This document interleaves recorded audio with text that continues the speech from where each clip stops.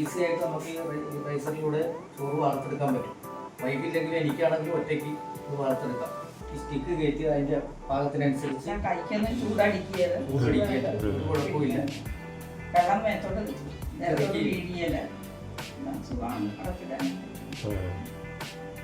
ഞാനിപ്പോ നമ്മൾ വാങ്ങിച്ചത് കാരണം നമ്മുടെ വൈഫിന്റെ ചേച്ചിമാരുടെ വീട്ടിലേക്ക് ഓരോന്നേ വരും അവർക്ക് മേടിച്ചു കൊടുത്തു. അവരൊക്കെ വളരെ സന്തോഷത്തിലാണ്.